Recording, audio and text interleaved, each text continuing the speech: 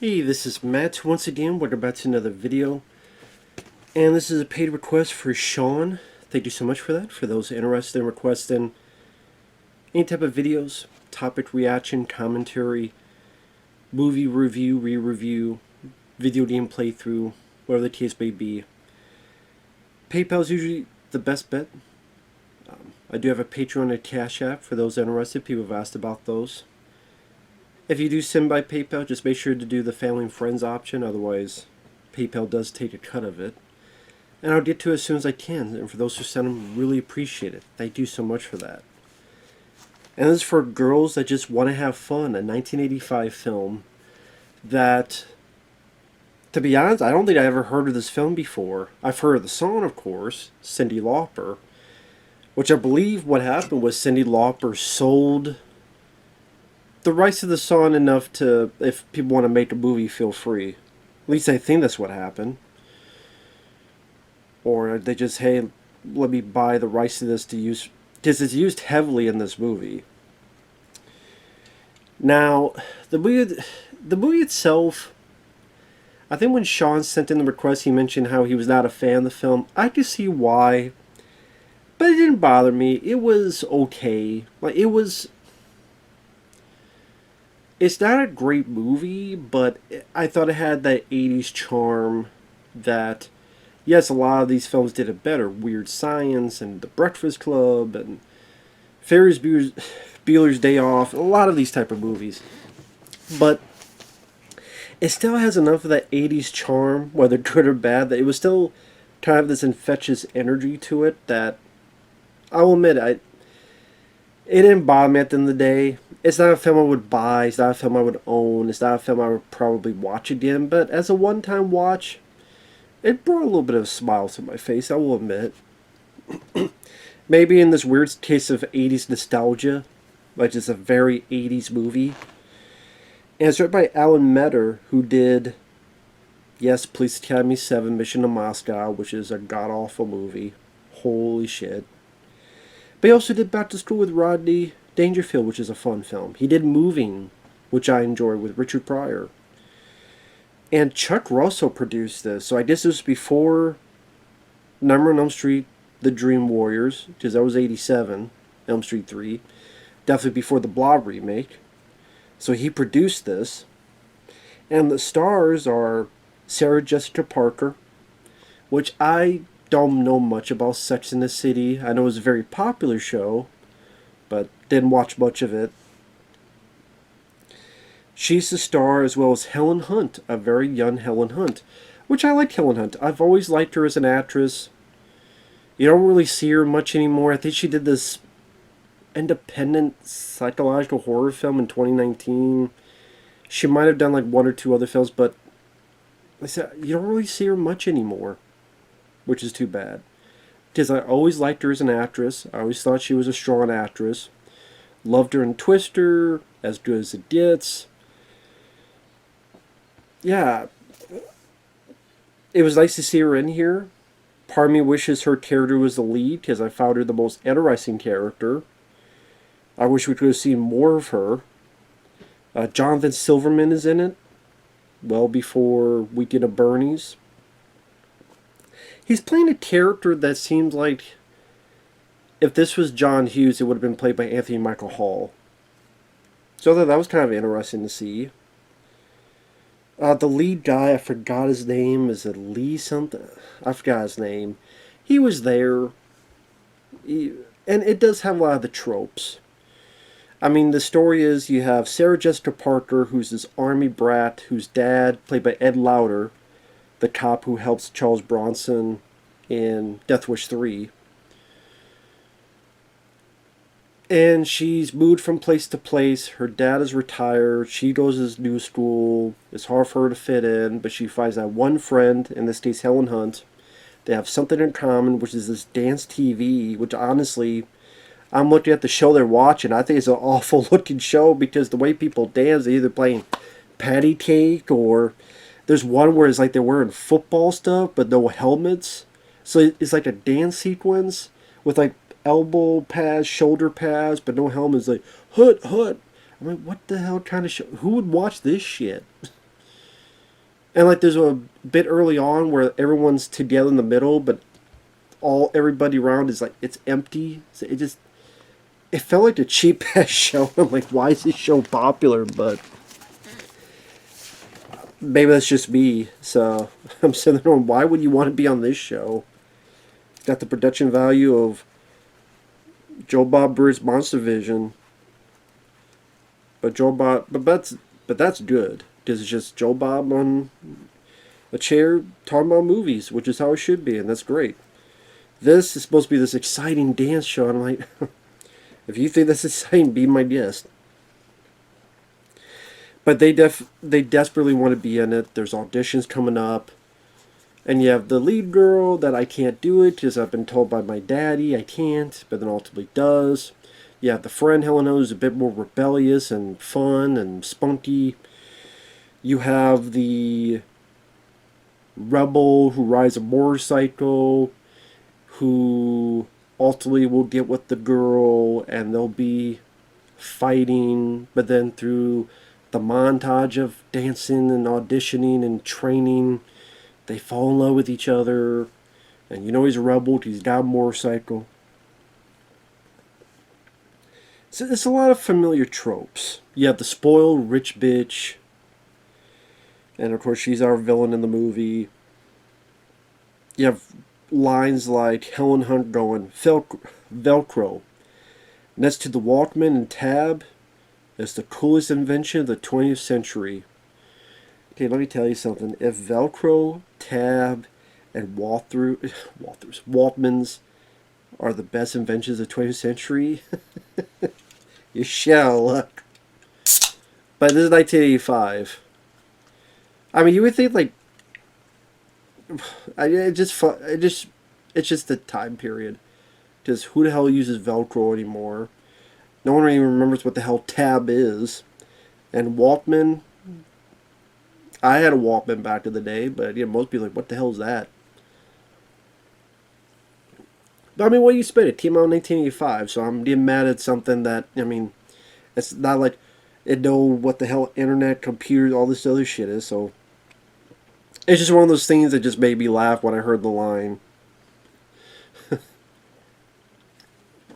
I don't know why, that's just me.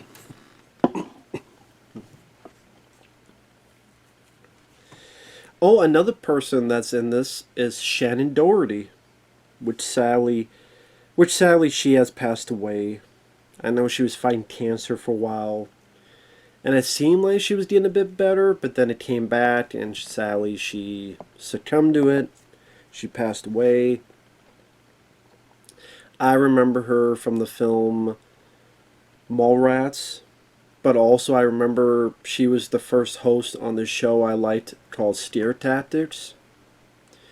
I did quite like Steer Tactics. I even have some episodes on my here on my desktop here. Because I was able to find a website that had all the episodes up. Because the season 1 DVD was very rare, out of print. You could rarely find season 2, but I was able to find all the episodes of season 2, which was more rare, on this website. So at least that's good, that's out there. But yeah, Shannen Doherty, I never had an issue with her. I didn't mind her as an actress. She plays the sister of the rebel without a cause on the motorcycle. She plays the younger sister, and she has a crush on Jonathan Silverman, and he doesn't want to admit it or give her the time of day, but maybe by the end he does. Like I said, you're not going into this for the plot or the depth of characters. It's definitely because of the 80s charm of it all. I mean, the soundtrack, it's not a soundtrack I will listen to over and over again, but at the same time the songs are peppy and the songs are fun, and again, they're not my favorite songs. I wouldn't say this goes up with the soundtracks of other 80s films I love, like Rocky 4, Over the Top, Rad, Thunder in Your Heart, that type of stuff. But it gives that vibe and energy that, like I said, it has a bit of an infectious quality to it. And whether it be the crazy clothes, the crazy hairstyles, Helen Hunt's hairstyle grows more and more insane as it goes along. And like she'll either like wear this hat that seems like only Russians would wear, or her hair is like up to here. Like if it was blue, she was almost Marge Simpson. And even at the very end, she's got this other thing on to make her hair like in a curl or like a. And I was ready for any minute for her to go into a damn mohawk. Her hair gets crazier and crazier.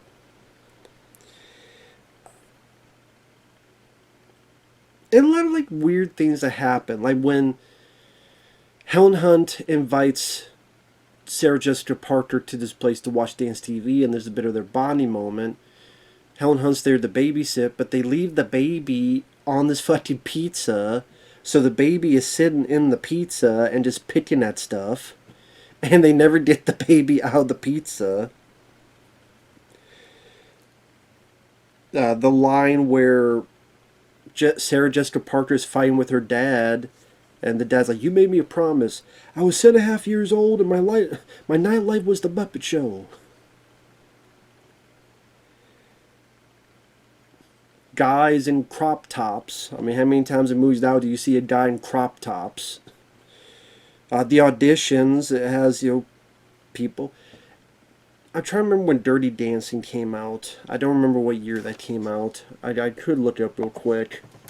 Okay, I was wondering. Actually, they came out after this, so no. That was 87. But what about Break-In? Was Break-In already out? Or was it the same year? Break-In was 84. And that was a big hit for Canon Films, Break-In. And it felt like you saw a lot more dance films come out, like this, for example. And granted, Break-In I would put above this. I mean, hell, you got an early Jean-Claude Van Damme shaking his ass in a cameo. You got Boogaloo Shrimp and those guys, which would do some really crazy things. But like, you wouldn't consider them as great films in terms of art and in terms of deep characterizations, but that goofy, fun charm. It's only an hour and 20-some minutes, this movie. Sarah Jessica Parker, I didn't mind. I didn't mind her as an actress in this. I thought she played her role well as the innocent, but not too sugary sweet. Helen Hunt, I thought, was fun as the friend. Like I said, I thought she was kind of the more interesting character. Like, for example, her friend needs to leave, so they're in a Catholic school. I don't know why I'm stuttering. Just the Catholicism still shit out of you. I don't want to be up there, where he's at. Hanging around. What are you hanging around for? I can't help it. Get the fucking nails out, I will. Okay, But Sarah needs to leave, so Helen has this idea of during the singing in the choir, she just starts singing, Deo, he's a daisy Deo. So there you go, singing Deo before Beetlejuice. Of course, yes, Harry Belafonte did it first, but I'm just saying, a movie referencing it. It was fun to see a movie reference Deo before Beetlejuice, so that was kind of neat. There's a bit where they had the dance auditions, the spoiled brat ruins Helen Hunt's audition, so later they find out that she is having a party that her dad set up, and so Helen Hunt and Sarah, they able to get the word out to some of these weirdos, like they're like not punt band, but like punters, and they crash and they're jumping through the windows and they ruin the party and stuff. The lead guy, I forget the actor's name, but I know his character's name is Jeff. Him and Sarah Jessica Parker, they do auditions, they get to know each other. Now granted, it's a very, very superficial movie. It's a very superficial film. And that's the thing, like, these films don't need to be that superficial. I think John Hughes handled that very well, where even Weird Science, there's a lot of fun and gags, but there's a little bit more, especially the Kelly LeBrock's character and what she's trying to teach Anthony Michael Hall and the other guy, Wyatt and Gary, about who they truly are and to believe in themselves. Of course, The Breakfast Club, even Ferris Bueller's Day Off, they have a little bit of that. Like Alan Ruck's character, him trying to stand up for himself, kicked in that car and saying, "Screw it, I'll take the hit." We don't find whatever happened to him. He might have been killed later. I mean, the dad could have killed him, buried him, and Ferris Bueller's like, well, hell of a day off. But here, like I said, there's nothing really that... I don't want to keep saying deep, but there's not really much where Jeff and Sarah Jessica Parker's character, they don't really talk a whole lot together of anything of common interests that maybe they share, or really not much in terms of conversations that really feel them bonding, other than she shows him during the audition, during the training for the final audition, showing him a bit of her gymnastic work. And then they talk like for 30 seconds and then they kiss. Like I said, it would have been nice to see a bit more of a build-up, a bit more of a camaraderie between these two characters, and them falling in love, and them... maybe he feels pity for her because of her having been forced to this Catholic school, and maybe she gets to know a bit about him and his family. Maybe she gets to meet his family, gets to meet his dad. You really did none of that. So I think that's why the love story wasn't really working for me, because it wasn't a whole lot there. I would say there's a lot to chemistry, but they didn't really have time to have chemistry. It was just more of they're at each other's throats. Sarah's complained about Helen Hunt about how uncouth. She doesn't use that word, but how he is. And then Helen's like, "Oh, I bet he's cute though. Yeah, he's pretty cute." They're talking about that. Then again, they're getting better. A little bit of montage. And then all of a sudden, this spoiled girl's dad says, "Listen, Jeff. My name is Jeff. You go into this last audition, maybe your father gets fired." Which, I don't know how that's legal, but it's a movie, so... and he's rich, so they'll find a way. So they get pissed at Sarah Jessica, and it's like, why don't you just tell her the truth? And I don't know why he doesn't just tell her the truth. Just say, "Listen, I can't do this." Why? "Listen, I can't... because the guy threatened my dad and said if I don't, then he'll get fired." That's all you had to say, dude. Why didn't you just say that shit, you idiot? Instead, he's yelling at her, and she doesn't understand why, because the guy doesn't tell her. Then the dad finds out and says, "Listen, can you win? Then go do it. Don't worry about me." So then he gets a message to her. She has to sneak out because her dad doesn't approve of this. They get to the last audition, and there's not even like, "So why were you mad at me?" or "Why were you pissed at me?" or "You were kind of a dick to me." There's none of that. She just, "I'm glad you made it." They go off and they do the final audition. And that's what I mean. Like, the love story just... I would say that was the weakest part of this. The goofy, fun, like, dancing, the energetic beats to it all, the charming 80s-ness of the hair and the clothes and the behavior and the common tropes. Again, maybe it's just me being nostalgic for seeing movies like that back to the day. So I see those qualities in this, and I don't mind Sarah Jessica Parker's performance. I like Helen Hunt.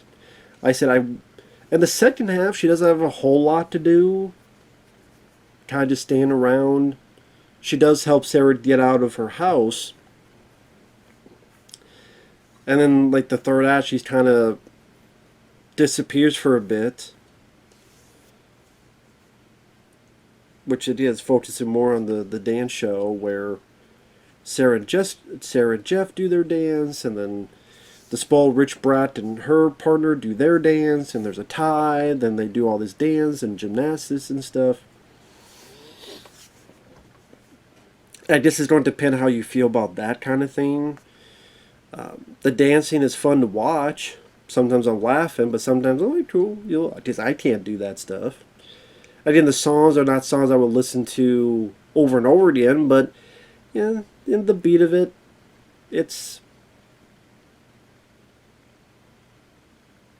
keep repeating the word energetic, but it fits.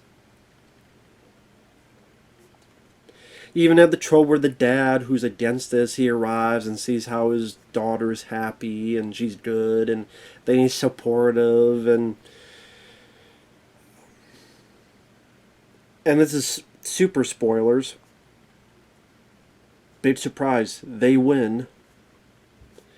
And then, like, Helen Hunt comes out, and she's the new Miss Dance TV, where they saw this other woman, earlier in the program when they're first watching the show together, and there's this other woman, Miss Dance TV, and I'm like, wait, how the hell did Helen Hunt become Miss Dance TV? How did that happen? I mean, it would have been nice to show maybe scenes of that, unless I completely missed it. Maybe I just completely missed it. I think there's a bit like when they first enter, there's a woman leaving, like she quit, and Hunt kind of looks at her, but that's it. That's all I remember seeing. If there's stuff after that, I apologize for missing it. Unless they filmed it and they deleted it. But it would be nice to have a few more scenes of that to at least better explain how the hell she got the... It's like, well, she gotta have a happy ending too. Everyone's gotta have a happy ending. Silverman is happy for his buddy, Jeff. Jeff's younger sister. Jonathan, like, quickly kisses her and she's happy about it. Ends in a freeze frame. Playing Girls Just Wanna, They Just Wanna, Girls Just Wanna Have Fun. They use that song a lot in that movie. If you don't like that song, then you don't get tired real quick. I liked the song, and I thought it fit well for what the movie's about. So it may get tiring for some people to hear that song over and over again in the movie. It didn't bother me. Like, so at the end of the day, it's very superficial. The love story is barely there. The tropes very common from a lot of these movies, but it went at a fast enough pace, so I wasn't bored. The familiarity of the tropes kind of made it a nostalgic, charming movie enough for me. Maybe because I miss movies like this, and I'd rather see these type of movies than a shitload of lot of movies we get today. Because a lot of these movies today, man, there's some I like, believe it or not. I reviewed them. But man, even a film like this is a little bit of that charm that just even eats out of this movie. It's not a classic. It's not going to be a favorite of mine, but I didn't mind it. Overall, I liked it as it is. It was fun enough to be a time waster. So with that said, thanks for watching. Take care, and we'll see you guys later. Bye-bye for now.